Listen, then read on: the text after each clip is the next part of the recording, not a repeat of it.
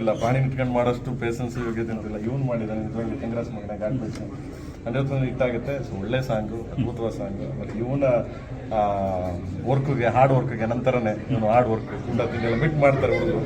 So ಎಲ್ಲರೂ ನಾನು ಒಂದೇ ಕೇಳೋದು ಏನಪ್ಪ ಅಂತಂದರೆ ಒಳ್ಳೆ ಸಿನಿಮಾ, ಒಳ್ಳೆ ಸಾಂಗ್ ರಿಲೀಸ್ ಮಾಡಿದ್ದಾನೆ. ಸೊ ನಮ್ಮನ್ನು ಹೆಂಗೆ ಈ ಥರದೆಲ್ಲ ಬೆಳೆಸಿ ಈ ಥರದ್ದೆಲ್ಲ ಪ್ರೋತ್ಸಾಹ ಮಾಡ್ತಿದ್ರಿ. ಸೊ ಅದೇ ರೀತಿ ಎಲ್ಲರೂ ಮಾಡಿ ಈ ಸಿನಿಮಾಗೆ ಅಂತ ಕೇಳಕ್ಕೆ ಇಷ್ಟಪಡ್ತೀನಿ ಅಷ್ಟೇ, ಇನ್ನೇನಿದೆ. ನಾನು ವೇದಿಕೆಯಲ್ಲಿ ಮತ್ತೊಂದು ಖುಷಿ ವಿಚಾರ ಅಂದರೆ ತುಂಬ ವರ್ಷದ ನಂತರ ನಿಮ್ಮನ್ನು ಮತ್ತು ಆರ್ ಪಿ ಸರ್ನ ಒಟ್ಟಿಗೆ ನೋಡಿದ್ರೆ ನನಗೆ ಅದೊಂದು ಖುಷಿ ಏನಪ್ಪ ಅಂತಂದರೆ, ಇವು ಬಿಲಿವರ್ ನಾಟ್ ನನಗೆ RPG ಮ್ಯೂಸಿಕ್ ಅಂದ ತಕ್ಷಣ ಓಡ್ಕೊಂಡ್ಬಿಟ್ಟೆ ನಾನು.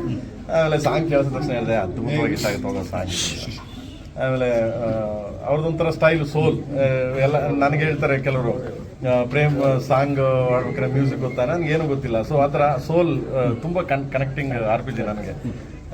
Thanks RPG. ಅವ್ರ ಸಾಂಗ್ ನಾನು ಬಂದು ರಿಲೀಸ್ ಮಾಡಿದ್ದೀನಿ, ನಾನು ಮತ್ತು ಗುಂಡ ಪಾರ್ಟ್ 2 ಅಂತ ಹೆಮ್ಮೆಯಿಂದ ಹೇಳ್ಕೊಳಕ್ಕೆ ಇಷ್ಟಪಡ್ತೀನಿ. ಏನೋ ಇಂಟ್ ಕೊಟ್ರಿ ಲವ್ ಸ್ಟೋರಿ ನೆಕ್ಸ್ಟ್. ನಾನು ಬಂದ ತಕ್ಷಣ ಅದೇ ಹೇಳಿದೆ, ನೀವು ಮ್ಯೂಸಿಕ್ ಬಿಟ್ಬಿಟ್ರಿ ಅಂತ ನನಗೇನೋ ಇದಾಯ್ತು, ಏನು ಬಾಸ್ ನೀವು ಅಂತ. ಅವ್ರು ಇಲ್ಲ ಇಲ್ಲ ಇಲ್ಲ ಇಲ್ಲ ನಾನು ಯಾವತ್ತಿದ್ರು ನಿಮಗೆ ಮ್ಯೂಸಿಕ್ ಡೈರೆಕ್ಟರ್, ನಾನು ನೀವು ಯಾವಾಗ ಕರೆದ್ರು ಓಡ್ ಬರ್ತೀನಿ ನಾನು. ನೀವು ಹಂಗೆಲ್ಲ ನೀವು ತಿಂಕೆ ಮಾಡ್ಬೇಡಿ, ಆ್ಯಕ್ಟಿಂಗ್ ಮಾಡ್ತೀನಿ, ಬೇರೆ ಏನೋ ಮಾಡ್ತಿರ್ತೀನಿ, ಬಟ್ ನಿಮಗೆ ನೀವು ಯಾವಾಗ ಕರೆದ್ರು ಓಡ್ ಬರ್ತೀನಿ ನಾನು ಅಂತ. ನಾನು ಅವಾಗ ಅನ್ಕೊಂಡೆ, ನನಗೆ ಬ್ಲಸ್ ಒಂದು ಲವ್ ಸ್ಟೋರಿ ಮಾಡುವ ಚಲೋ ಅನ್ಕೊಂಡು ಇದನ್ನು ಮಾಡಿದೆ. ಯಾಕಂದರೆ ನಾನು ಮತ್ತು ಕೂಡ ಅದ್ಭುತವಾದ ಒಂದು ಸಾಂಗು, ಆ ಥರ ಸಾಂಗ್ಗಳು ಕೊಡಿ ಅಂತ ಕೇಳಿದ್ದೀನಿ. ಈ ಬಗ್ಗೆ KD ಸಿನಿಮಾದ ಕೆಲಸಗಳಲ್ಲಿ ತನಕ ಆಗ್ತಾ ಇದೆ, KD ನಡೀತಾ ಇದೆ. ಸೊ ಸೂನ್ ಇನ್ನೊಂದು ಸಾಂಗ್ ಬ್ಯಾಲೆನ್ಸ್ ಇದೆ. ನಿಮ್ಗೆ ಗೊತ್ತಿಲ್ಲದಂಗೆ ಏನು ಮಾಡೋಕ್ಕೆ ಸಾಧ್ಯನಾ ಅಂತಾನೆ ಎಲ್ಲ ಕರಿತೀನಿ, ನಿಮ್ಮನ್ನೆಲ್ಲರೂ ಕರಿತೀನಿ. ನೆಕ್ಸ್ಟ್ ಸಾಂಗ್ ಅನೌನ್ಸ್ ಮಾಡ್ತೀನಿ, ಟ್ರೈಲರ್ ಟೀಸರ್ ಮತ್ತೆ ರಿಲೀಸ್ ಮಾಡೋಕ್ಕೆ ಟ್ರೈ ಮಾಡ್ತಾ ಇದ್ದೀನಿ. ಸೊ ಎಲ್ಲಿ ಏನು ಅಂತ ಹೇಳ್ತೀನಿ ಅತಿ ಶೀಘ್ರದಲ್ಲಿ. ಅಂಡ್ ಒನ್ ಥಿಂಗ್, ಡ್ಯಾನ್ಸ್ ಇದನ್ನ ಹೇಳಿದೆ, ಸೆಟ್ ಆಗಲ್ಲ ಹೋಗಿ ನಂಗು ನಿಂಗು ಆ ಸಾಂಗ್ ಯಾರು ಹುಡುಗರು ಬೆಸ್ಟ್ ಕೊರಿಯೋಗ್ರಫಿ ಯಾರು ಇದನ್ನ ಮಾಡ್ತಾರೆ, ಸೊ ಅದನ್ನ ಸೆಲೆಕ್ಟ್ ಮಾಡಿ ಸ್ಟೇಜ್ ಮೇಲೆ ಅವ್ರಿಗೆ ಆನರ್ ಮಾಡ್ತೀನಿ ಅಂತ ಹೇಳಿದೆ. ನಾನು ಮತ್ತು ಗುಂಡ ಪ್ರೆಸ್ ಮೀಟಲ್ಲಿ ಹೇಳ್ತೀನಿ. ಸೊ ಆ್ಯಕ್ಚುಲಿ ನಾಳೆ 29th ಮಾಡಬೇಕಾಗಿತ್ತು ನಾನು, ಯಾಕಂದ್ರೆ ವರ್ಲ್ಡ್ ಡ್ಯಾನ್ಸ್ ಕಾಂಪಿಟೇಷನ್ ಇದೆ ಅಂತ. ಸೊ ಇದೆಲ್ಲ ಬಾರ್ಡರ್ ಇದೆಲ್ಲ ನಡೀತಾ ಇರೋದ್ರಿಂದ ನನಗೆ ಅಷ್ಟು ಇದಾಗಿಲ್ಲ. ಸೊ ಕಮಿಂಗ್ ಇನ್ನೊಂದು 2-3 days ಅನೌನ್ಸ್ ಮಾಡ್ತೀನಿ. ಒಂದು ಸ್ಟೇಜ್ ಮಾಡಿ ಹುಡುಗರನ್ನೆಲ್ಲ ಕರೆದು ಸೊ ಅವ್ರಿಗೆ ನಾನು ಆನರ್ ಮಾಡ್ತೀನಿ ಅಂತ ಹೇಳಕ್ಕೆ ಇಷ್ಟಪಡ್ತೀನಿ. ಸೊ ಸುಮಾರು ಜನ ಇದ್ದಾರೆ ಪಾಪ. ಅದು ಅದನ್ನ ರಿಲೀಸ್ ಮಾಡ್ತೀನಿ ಕೂಡ, ಒಂದು ಫುಲ್ ಸಾಂಗ್ಗೆ ಸ್ಟೇಜ್ ಮೇಲೆ ಕರೆದ್ಬಿಟ್ಟು ನಿಮ್ಗೆ ನಾನು 2 days ಅನೌನ್ಸ್ ಮಾಡ್ತೀನಿ. ಸೊ ನೀವೆಲ್ಲ ನಿಮ್ಮ ಸಮ್ಮುಖದಲ್ಲಿ ಮಾಡ್ತೀನಿ.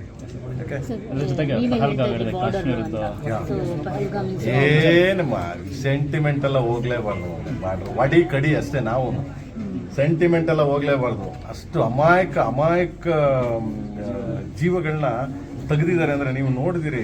ಅವನು ಯಾವನೋ ಹೋಗಿ ಹೇಳ್ತಾನೆ, ಹೋಗಿ ಮೋದಿಗೆ ಹೇಳು ಅಂತಾನೆ ಅಂತಂದ್ರೆ ಅವ್ರನ್ನೆಲ್ಲ ಕತ್ತರಿಸಿ 4 ಪೀಸ್ ಮಾಡಿ ಎಸಿಬೇಕು ಅವನ್ನೆಲ್ಲ. ಇದು ಅಷ್ಟು ಕ್ರೂರತನ ಅದು. ಅಂದರೆ ಹೇಡಿಗಳೇ ಬಿಡಿ ಅವರು, ಅವ್ರಿಗೇನು ಎಮೋಷನ್ಸ್ ತೋರಿಸೋದು. ಆಮೇಲೆ ಯಾರು ಹೇಳ್ತಾರಲ್ಲ ಯುದ್ಧ ಬೇಡ, ಯುದ್ಧ ಬೇಡ, ಸ್ವಾಮಿ ಮಾಡಲೇಬೇಕು, ನಾವು ಬದುಕಬೇಕು ಅಂದ್ರೆ ಯುದ್ಧ ಮಾಡಲೇಬೇಕು, ಏನು ಮಾಡೋಕ್ಕಾಗಲ್ಲ. ಸೊ ನಮ್ಮ ಮೇಲೆ ಯುದ್ಧ ಮಾಡ್ತಾರೆ, ನಮ್ಮ ಜನಗಳನ್ನ ಸಾಯಿಸ್ತಾರೆ ಅಂತಂದ್ರೆ ನಾವು ಯುದ್ಧ ಮಾಡಲೇಬೇಕು. ನಾನು ಯಾವಾಗಲೂ ಹೇಳ್ತಿರ್ತೀನಿ, ಯುದ್ಧ ಮಾಡಲೇಬೇಕು ಯಾವುದೇ ಕಾರಣಕ್ಕೂ. ಸೊ ಅದು ಹೀನ ಕೃತ್ಯ ಅದು ನಿಜವಾಗ್ಲೂ ಹೇಳ್ಬೇಕು ಅಂತಂದರೆ. ಬಟ್ ಅದನ್ನ ಇದ್ದಾರೆ ಮೋದಿ ಗ್ರೇಟ್, ಓನ್ಲಿ ಮೋದಿ ಸಾಹೇಬ್ ಇದ್ದಾರೆ. 100% ಹ್ಯಾಂಡಲ್ ಮಾಡೇ ಮಾಡ್ತಾರೆ, ಹೊಡಿತಾರೆ ನಮ್ಮ ಮಿಲಿಟ್ರಿ. ನಮ್ಮವ್ರು ಏನು ಸಾಮಾನ್ಯ ಏನಲ್ಲ. ನಮ್ಮ police department and then military ಇದೆಯಲ್ಲ, ಅದನ್ನು ನಮ್ಮ ಕರ್ನಾಟಕ ಪೊಲೀಸ್ ಆಗಲಿ, ಸೊ ಯಾವುದೋ ಒಂದು ಸಣ್ಣ ನಿರ್ಕ್ಲೂ ಸಿಕ್ಕಿರೋರಿಗೆ ಪಾಟ್ ಮಾಡೋದು ಹಿಡ್ಕೊಂಬಂದು ಹಾಕ್ತಾರೆ ಪೊಲೀಸ್ ಡಿಪಾರ್ಟ್ಮೆಂಟು. ಅದೇ ಥರ ನಮ್ಮ ಭಾರತ ದೇಶ ಮಿಲಿಟ್ರಿ ಇದೆಯಲ್ಲ, ಸೊ ಯಾವುದೇ ಕಾರಣಕ್ಕೂ ಬಿಡಲ್ಲ, ಹೊಡಿತಾರೆ, ಹೊಡಿಲಿ ಅಂತ ನಾನೇ ಕಾಯ್ತೇನೆ. ನಾನು ಕಾಶ್ಮೀರದಲ್ಲಿ ಎಲ್ಲ ಸಿನಿಮಾಗಳು ಮಾಡಿದ್ದೀನಿ. ಆಲ್ಮೋಸ್ಟ್ ಅಲ್ಲಿ ಏಕಲವ್ಯ ಮಾಡಿದ್ದೀನಿ, ರಾಜದಾಸೋಮ್ ಮಾಡಿದ್ದೀನಿ. ಸೊ ಆ ಕಡೆ ಬಾರ್ಡ್ರಲ್ಲಿ ಹೋಗಿ ಜೋಗಿ ಮಾಡಿ, ಆಲ್ಮೋಸ್ಟ್ ಅಲ್ಲಿ ನನ್ನ ಸಿನಿಮಾಗಳು ಎಲ್ಲ ಸಿನಿಮಾಗಳು ಆ ಕಡೆ ಹೋಗಿ ಮಾಡ್ತೀನಿ.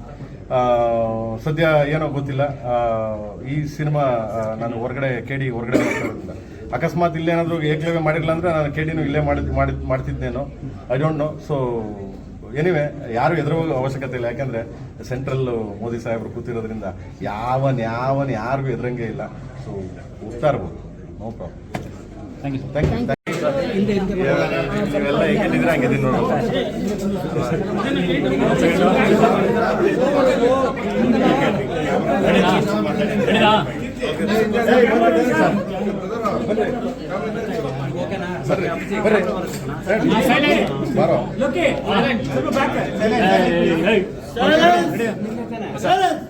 ಎಷ್ಟೇ ಕೆಲಸ ಇದ್ರೂ ಕೂಡ ಒಂದು ಒಳ್ಳೆ ಸಿನಿಮಾಗೆ ಒಂದು ಒಳ್ಳೆ ಸಾಂಗು ಅಂತಂದ್ರೆ, ಒಳ್ಳೆ ತಂಡ ಅಂತಂದ್ರೆ ನಿಮ್ಗೆ ಸಪೋರ್ಟ್ ಇದ್ದೇ ಇರುತ್ತೆ ಸರ್. ಈಗ ಜೊತೆಗಿದ್ದಂಥ ಹುಡುಗ ನಿರ್ದೇಶಕರು ರಘು ಅವರು. So, ಅವರ ಒಂದು ಕನಸಿಗೆ ಜೊತೆಗೆ ನಿಂತಿದ್ದೀರಾ ಸರ್ ಈ ಸಿನಿಮಾ ಬಗ್ಗೆ ಹೇಳೋದು. ನಾನು ಫಸ್ಟ್ ಪಾರ್ಟ್ ನೋಡಿದಾಗ್ಲೇ ಫಸ್ಟ್ ಪಾರ್ಟ್ಗೆ ಹೋಗಿ ವಿಶ್ ಮಾಡಿದ್ದೆ. ಫಸ್ಟ್ ಪಾರ್ಟ್ ನೋಡಿದಾಗ ಹೇಳಿದ್ದೆ ಅವನಿಗೆ, ಯಾವತ್ತು ಈ ನಾಯಿ ಆಗಲಿ ತಾಯಿ ಆಗಲಿ ಯಾವತ್ತೂ ಮೋಸ ಮಾಡಲ್ಲ. ಸೊ ಅದನ್ನು ಫಸ್ಟ್ ಪಾರ್ಟ್ ಒಂದು ಕೈ ಇಟ್ಟಿದ್ದೆ. ಯಾಕಂದರೆ ಗ್ರೇಟ್ ಅದು. ನಾವು ಏನೇ ಇದು ಮಾಡಿದ್ರು, ಉದಾಹರಣೆ ಹೆಂಗಪ್ಪ ಅಂದರೆ, ನಂದು ಸಿಲ್ಕಿ ಅಂದ್ಬಿಟ್ಟು ಒಂದು ನಾಯಿ ಸಾಕಿದೆ ನಾನು. ನನ್ನ ಹತ್ರ ಇದೆ, ಇವಾಗಲೂ ಇದೆ. ಬಟ್ ಆ ಸಿಲ್ಕಿ ಇಲ್ಲ. ಸಿಲ್ಕಿ ಜಸ್ಟ್ ಒಂದು 15 days ಆಯಿತು. ಅದು ಎಷ್ಟು ವರ್ಷ ಇತ್ತು ಅಂದರೆ ಬಿಲೀವರ್ ನಾಟ್, ನೀವು ನಂಬಕ್ಕೆ ಸಾಧ್ಯನೇ ಇಲ್ಲ. 15 years ನಾಯಿಗಳು ಇರಲ್ಲ. 15 years ನಾಯಿಗಳು ಅವ್ರ ಲೈಫೇ 15 years ಇದೆ ಅಂದರೆ ನಿಮಗೆ 100 ವರ್ಷ 110 ವರ್ಷ ಲೆಕ್ಕ ನಾಯಿಗಳಿಗೆ. ಸೊ 15 ವರ್ಷ ನನ್ನ ಹತ್ರ ಇತ್ತದು. ಕೊನೆಗೆ ಅದು ಅಲ್ಲಿ ನಾನು ಟೋಟಲ್ ಸಾಯ್ಬೇಕಾದ್ರೆ ಅದೋಗಿ ಒಂದು ಹುಲ್ಲು, ಯಾವಾಗಲೂ ಹುಲ್ಲು ಇದನ್ನೆಲ್ಲ ಆಗ್ತಿದೆ, ಅಲ್ಲೋಗಿ ಮಲ್ಕೊಂಡಂಗೆ ಜೀವ ಬಿಟ್ಟಿದೆ. ಅಂದರೆ ಕಾಮಗೆ ತುಂಬ ಪೀಸಾಗಿ. ಅಂದರೆ ಅದು ಹೆಂಗಿತ್ತು ಅಂದರೆ, ನಮ್ಮಮ್ಮ ಬಂದು ನನ್ನ ಅಮ್ಮ ಹೋಗಲಿ ನಾನು ಹೋಗಲಿ ಅಷ್ಟು ಎಮೋಷನಾಗಿ ಓಡ್ಬೋದು. ಅಂದರೆ ಅಷ್ಟು ಪ್ರೀತಿ ಇರೋದಕ್ಕೆ ಯಾರನ್ನೂ ನಮ್ಮ ಹತ್ರ ಬಿಟ್ಕೊಡ್ತಿರಲಿಲ್ಲ ನನ್ನ ತೋಟದಲ್ಲಿ. ಅದನ್ನು ಇವತ್ತು ನನ್ನ ತಾಯಿ ಪಕ್ಕನೇ ಹಾಕಿದ್ದೀನಿ. ನಮ್ಮ ಅಮ್ಮ ಎಲ್ಲಿದ್ದಾರೆ ಅದ್ರ ಪಕ್ಕನೇ ಹಾಕಿದ್ದೀನಿ. ಅಂದರೆ ಏನಕ್ಕೆ ಅಂದರೆ ಅಷ್ಟು ನೀರು ನಾಯಿ ಮತ್ತು ತಾಯಿ ಇದಿರಲ್ಲ, ಚಾನ್ಸೇ ಇಲ್ಲ. ಅದೊಂದು ಕಂಟೆಂಟ್ ಇಟ್ಕೊಂಡು ನಾಯಿನ ಇಟ್ಕೊಂಡು ಅವನು ಮಾಡಿದ್ದಾನೆ. ನಿಜವಾಗ್ಲೂ 100% ಸಕ್ಸಸ್ ಆಗುತ್ತೆ. ಆಮೇಲೆ ನಾನು ಸಾಂಗ್ ಕೇಳಿದೆ. ಫಸ್ಟೇ ನಾನು ಇಲ್ಲಿ ಬಂದು ರಿಲೀಸ್ ಮಾಡೋಕ್ಕೆ ಮುಂಚೆ ಸಾಂಗ್ ಕೇಳಿದೆ. ಅವಾಗಲೇ ಹೇಳಿದೆ ಅವನಿಗೆ, ನನಗೆಲ್ಲ ಸಾಂಗು ಕೇಳಿಸಿದ ತಕ್ಷಣ ನಾನು ಹೇಳಿದೆ, ಈ ಸಾಂಗ್ನ ಬಿಡು ಫಸ್ಟು. ಏನಕ್ಕೆ ತುಂಬ ವ್ಯಾಲ್ಯೂಸ್ ಇದೆ, ತುಂಬ ಸಾಹಿತ್ಯಕ್ಕೆ ಒಂದು ವ್ಯಾಲ್ಯೂ ಇದೆ. ಆ್ಯಂಡ್ ಇದರಲ್ಲಿ ತುಂಬ ಪವರ್ಫುಲ್ ಮ್ಯೂಸಿಕ್ ಆಗಲಿ, ಆಮೇಲೆ ಸೋಲ್ ಇದೆ. ಸೊ ಇದನ್ನ ಬಿಡು ಫಸ್ಟ್, 100% ಹಿಟ್ ಆಗುತ್ತೆ ಅಂತ ನಾನು ಕೇಳಿದ ತಕ್ಷಣ ಹೇಳಿದೆ. ಸೊ ಅದನ್ನೇ ರಿಲೀಸ್ ಮಾಡಿದ್ದಾನೆ. ನಾನು ಹೇಳಿದ ತಕ್ಷಣ ರಿಲೀಸ್ ಮಾಡಿ. ಥ್ಯಾಂಕ್ಸ್ ಮಗ.